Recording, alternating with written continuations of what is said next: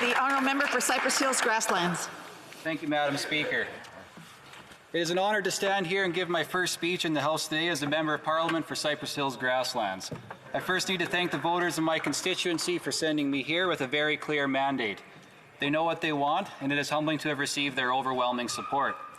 I need to also thank my wife Kyla of 12 years for her unwavering support and for being willing to take this big step with me into parliamentary life. We have three of the most amazing kids, Jacoby, Jada, and Kenzie, and if I didn't have their full support either, I wouldn't have dragged them along on this journey as well. To my campaign team, thank you. To my campaign team and volunteers, thank you for your hard work and dedication in making sure that my first campaign was a successful one. We live in a riding that is 77,000 square kilometers, and it was a joy to meet and campaign with people from so many communities and backgrounds. Today I'll be speaking in reply to the throne speech delivered by the Governor General, which set out the government's priorities and agenda. After the election on October 21st, when Western Canadians overwhelmingly voted out every Liberal between Winnipeg and Vancouver, the Prime Minister got on national TV and told Western Canadians, "I've heard your frustration and I want to be there to support you." So naturally, the throne speech would have been a golden opportunity to show Western Canadians that he had in fact heard our frustrations. Well, Mr. Speaker, Madam Speaker, this throne speech was just further evidence that the Prime Minister is not listening to Western Canadians. In fact, the Liberals are continuing to ignore what Western Canada is trying to communicate to them. I come from a rural riding. Part of what makes it so great to live in small towns and in rural areas is that you have to have a certain level of entrepreneurship and resolve to make your farm, your ranch, or your business succeed. Agriculture, energy, tourism, and the natural resource sectors have always provided opportunities for people to start up a new business, to innovate, and then to develop their product and their business model. So when there's been a multi-year downturn in the resource sector, coupled with the lows that the agriculture has encountered as well, it puts the very businesses and people who keep small towns and small business viable in danger of losing everything. With all of that in mind, I'm going to focus on a line that was used in both this year's throne speech and the 2015 throne speech. And that line is, every Canadian should have a real and fair chance to succeed. What the government needs to understand is that it's their policies that are getting in the way and making it harder for Canadians to succeed. The first policy that we heard in the speech is that this government is doubling down on their carbon tax. So far, it has been the main method that they are using to try to eliminate Canada's carbon emissions. It has not only proven to be a harmful policy for farmers, for energy workers, for our seniors, and for everybody else, but it's also an ineffective policy. We are only seeing the cost of living go up, which is hurting the most vulnerable people, such as our seniors and our low-income families. It's been nothing but an added burden for a lot of people. In April, that cost will increase from $20 to $30 per ton. That means life is about to get even harder, and if it wasn't bad enough, we found out a few weeks ago that a few provinces, this government is lowering the carbon tax rebate that families could receive. Those provinces, Madam Speaker, happen to be the ones that have not gone along with putting their own carbon tax into place. My home province of Saskatchewan is getting the largest cutback. When they first introduced it, the Liberals were saying the tax would be revenue neutral and that Canadians could expect support for their extra expenses through a tax rebate. This is a perfect demonstration of what we can expect from the carbon tax in actual practice. As the costs and the tax rate increase, the support for taxpayers and for struggling families will decrease. It's also adding another layer of stress in agriculture. Out in Western Canada, farmers had a year unlike any other in recent memory, from starting out the year with drought-like conditions to having way too much moisture in the fall when it came time to get the crops off. In fact, we have had millions of acres of crops still out in the fields, buried by snow. But for the crops that are now in the bins, the next problem is to dry the grain. Natural gas is the main source of heat generation to accomplish this. This is a necessary part of grain farming, and the price for their fuel has gone up by hundreds of dollars because of the carbon tax. Then, the GST is applied on top of that, so we now have a tax on top of a tax. After a difficult year in 2019, this is the last thing those farmers need. They have been calling attention to their desperate situation, and I was happy to read in the National Post, Madam Speaker, that actually the Green Party's agriculture critic agrees that we need to exempt farmers from the carbon tax. But nobody in the government seems to be listening. Beyond the carbon tax, the Liberals' anti-energy, anti-business policies are killing jobs and resource development all over Canada.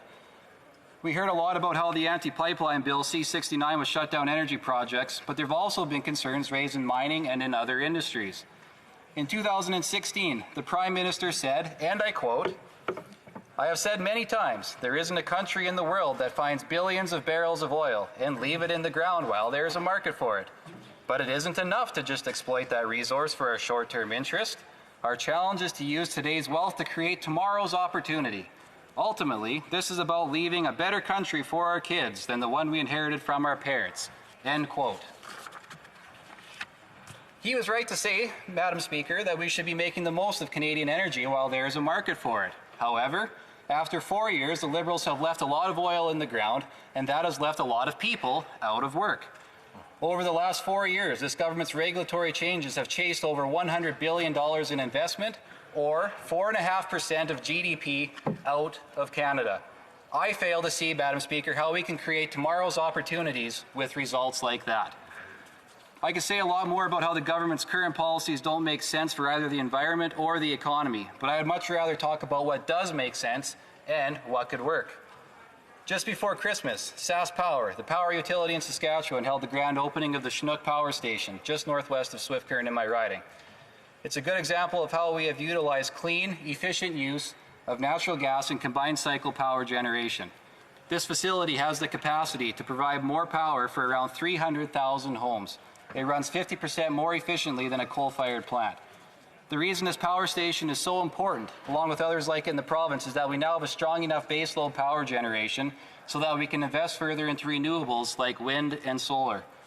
The province of Saskatchewan, well under the guidance of former Premier Brad Wall, created an ambitious plan to reduce our emissions. This plan is set to reduce greenhouse gas emissions by 40% by 2030, as well as have 50% renewable energy by then. This is a far more achievable plan than the one the Liberals have used. By creating a strong enough baseload power capacity that's reliable while utilizing technologies like combined cycle power generation, the province can now focus its efforts further on growth in renewables. We already have a strong presence in the wind and solar industries, and further investment into these areas will continue to be encouraged. So I find it crazy that this government has chosen to ignore the province's plan, which actually reduces emissions and shifts to renewable energy, while the Liberals' carbon tax only drives valuable investment dollars out of Canada that are needed for funding new technology. I also need to highlight the innovative farming practices, such as zero-till farming, that have taken off in Saskatchewan. These methods remove carbon dioxide from the atmosphere by keeping more of it in the soil. Our province continues to be a world leader in this regard. When it comes to the promise of this approach, I saw an article in National Geographic which noted the following. About a quarter of the world's greenhouse gas emissions come from land use and agriculture combined.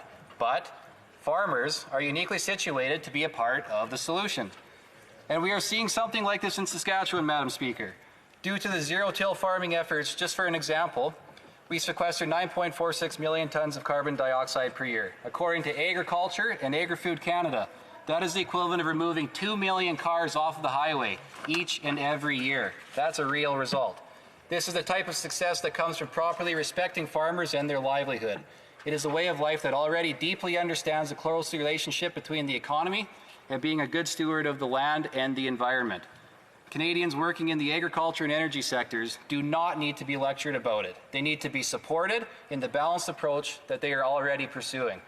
I am so proud to live in a riding that is part of a comprehensive, serious, and practical plan for the environment like the one being implemented in Saskatchewan. But the sad fact is that my province and my riding are not getting the credit that they deserve from this government. Instead, they have been blamed, neglected, and ignored. The Prime Minister said to Western Canadians, "I hear you. If this is true, then you should scrap this carbon tax and stop punishing the energy sector. If all Canadians are supposed to have a real and fair chance to succeed, then this government needs to listen to the provinces and the industry leaders who are suffering as a result of failed Liberal policies. It just sounds like more of the same from them. But I want Canadians to know that we hear them on this side of the House, and we are ready to help them succeed." Thank you.